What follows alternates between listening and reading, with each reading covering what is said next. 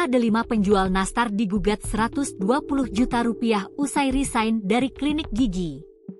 Inilah awal mula Tita Delima, 27, penjual nastar digugat 120 juta rupiah setelah resign dari klinik gigi.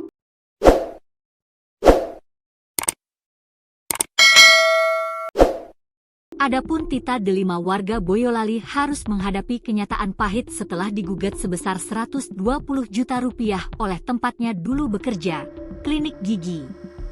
Gugatan dilayangkan oleh pihak klinik gigi tempat Tita pernah bekerja sebagai perawat, dengan tudingan dirinya telah melanggar perjanjian kerja yang dulu ditandatangani.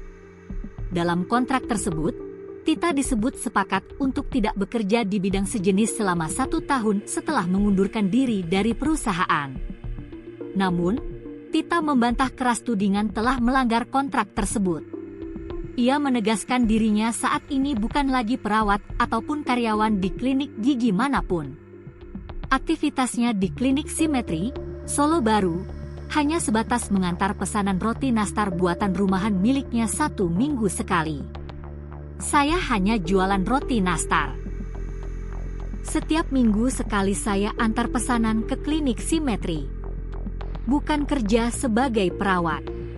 Saya juga tidak pernah tanda tangan sebagai pegawai atau menerima kontrak baru di sana, ujar Tita dilansir tribun-medan.com, Jumat, 1 Agustus 2025. Ia juga menjelaskan, jika sesekali dirinya terlihat di klinik tersebut, bukan berarti ia bekerja penuh waktu. Tita mengaku hanya sesekali diperbantukan apabila dibutuhkan, tanpa ikatan kerja formal maupun kontrak tertulis. Saya tidak terikat kerja. Kalau bantu-bantu pun hanya sesekali, kalau mereka minta bantuan dan saya memang bisa. Tidak ada hubungan kontrak kerja sama sekali, imbuhnya.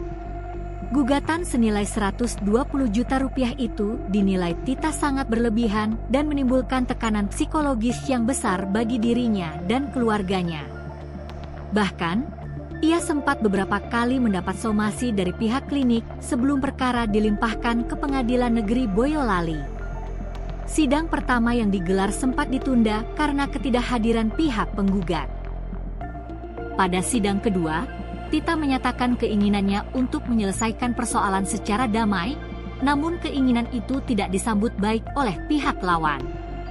Saya sudah bilang mau minta maaf dan berdamai, tapi katanya sudah sakit hati. Padahal saya benar-benar tidak ada niat melanggar kontrak.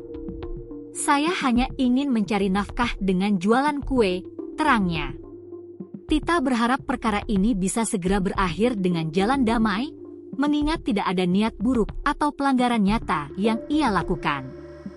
Ia hanya ingin hidup tenang dan melanjutkan usahanya berjualan roti nastar untuk menghidupi keluarganya.